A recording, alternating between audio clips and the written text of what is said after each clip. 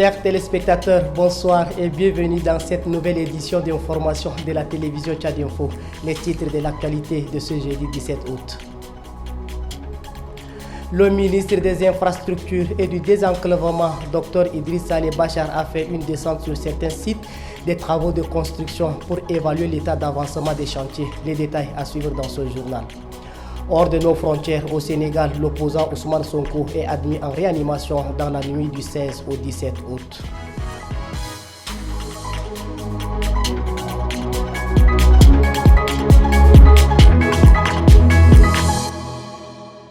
Ouvrons ce journal par cette information. La plateforme Tous Unis pour une transition phase 2 réussie a lancé ce mercredi sa campagne sur l'importance de l'enrôlement du fichier électoral en vue du vote des référendaires. C'était au Palais des Arts et de la Culture de N'Djamena.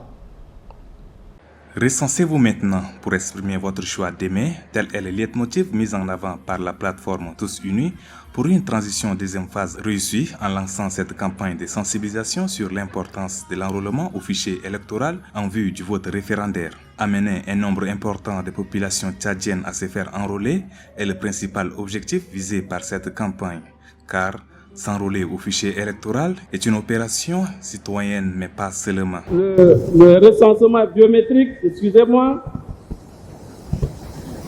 c'est donc un comptage administratif officiel. C'est un comptage populaire de toute la population. C'est un devoir citoyen dont tout le monde concerné est convié. C'est une opération sans filtre politique, sans filtre géographique, sans filtre social et sans filtre ethnique. Ça veut dire que tout le monde âgé au moins de 18 ans est concerné par ce comptage officiel. Cette opération doit se faire sans tenir compte de l'appartenance ethnique, religieuse ou politique. Décembre 2023, c'est le mois retenu pour le vote référendaire et le ministre de l'administration du territoire profite de cette campagne pour insister sur l'importance de se faire enrôler au fichier électoral. C'est le seul acte que vous aurez donc à poser qui vous permettra d'avoir les moyens de vous exprimer pour toutes les consultations qui seront organisées. Il n'y aura pas donc d'autres révisions par rapport au processus engagé dans le cadre donc de la transition. C'est la seule opportunité qui est offerte pour permettre à ceux qui ne figurent pas sur les listes électorales, je le précise. Le ministre d'ajouter que le gouvernement a déjà pris toutes les dispositions pour que cette révision du fichier électoral enclenché soit un succès. Pour ce faire, la mission est donc confiée aux autorités administratives de faire un travail de sensibilisation et de mobilisation dans leurs circonscriptions, à savoir la plateforme Tous Unis pour une transition phase 2 réussie, réunit les partis politiques et les organisations de la société civile.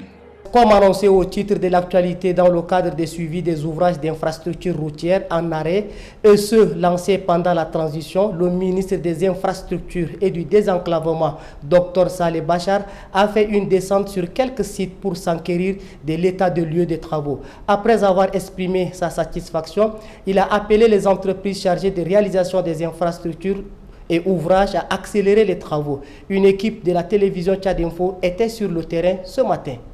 Constater l'état d'avancement des travaux d'infrastructures routières en arrêt et ceux lancés pendant la transition est le but de la descente du ministre des Infrastructures et du Désenclavement, Dr Idriss Saleh Bachar, sur quelques sites. Les constats est désolant. Le ministre appelle les entreprises chargées de réalisation des différents ouvrages à accélérer les travaux. Après constat, le ministre des Infrastructures et du Désenclavement a fait savoir que pour les 44 km de voirie urbaine, le projet évolue à travers la fabrication des ouvrages et que son département a demandé le démarrage des chantiers de 2 rues. Aujourd'hui, en termes de fonds, tout est OK, il n'y a aucun problème. L'argent est disponible, les décaissements se font correctement. Par contre, c'est juste l'avancement des travaux qui est en retard et dû à ces facteurs dont j'ai cité tantôt.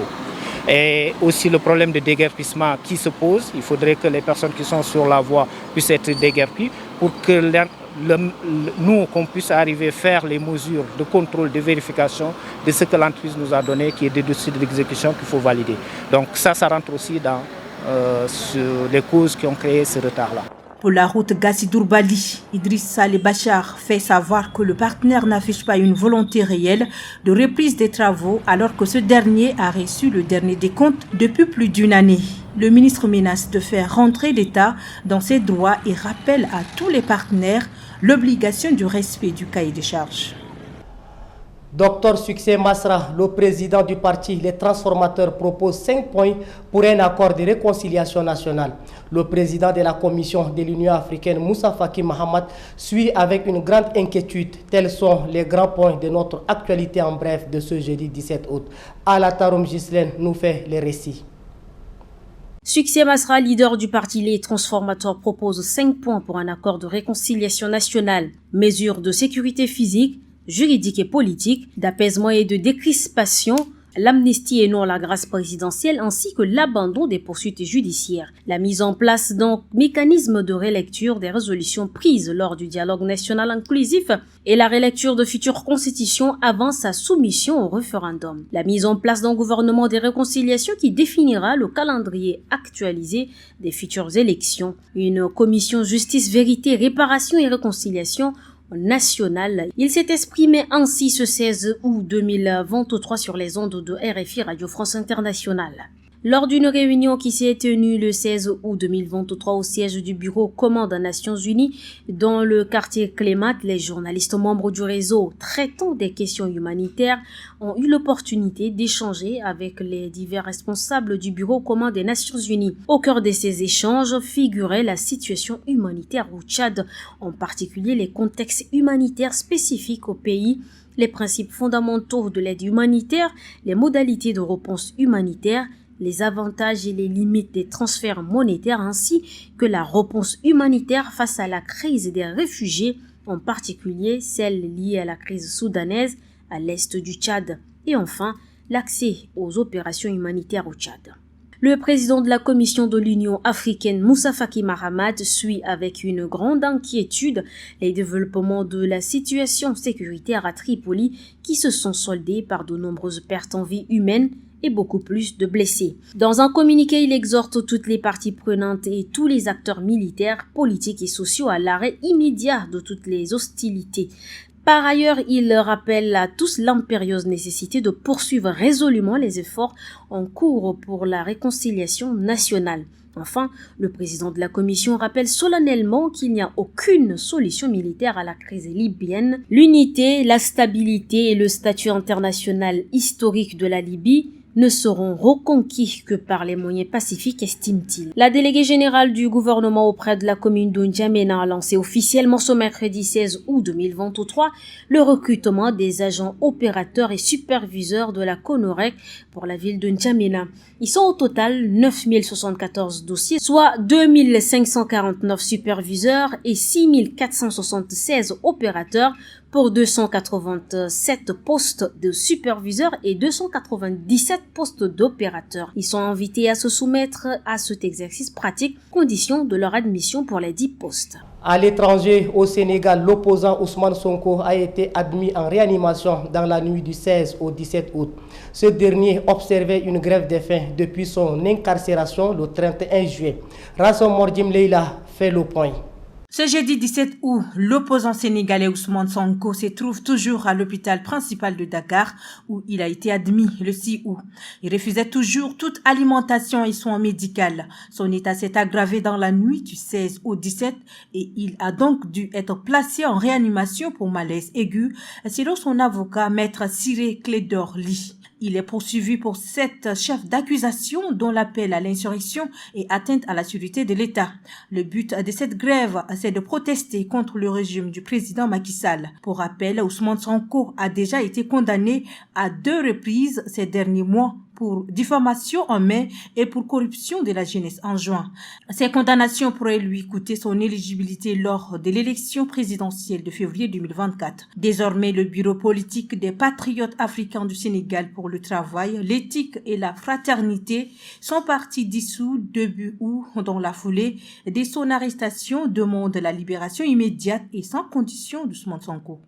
Après les inondations de septembre 2022 entraînant le débordement des eaux de fleuve Chari et Logon qui se sont abattues sur N'Djamena, plusieurs personnes se sont réfugiées chez des proches ou dans des espaces collectifs tels que les écoles, mais encore hors de N'Djamena. C'est le cas des sinistrés de Toukoura à la sortie sud de N'Djamena appelée Toukoura Marmodide, où l'équipe de Tchad Info a fait un tour.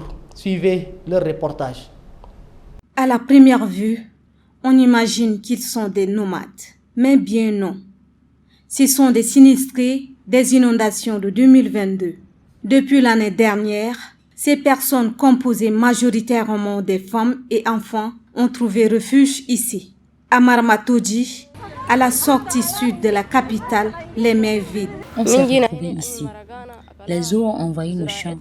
Ça détruit nos riz, nos gombo, nos haricots, nos maïs. Tout a été détruit.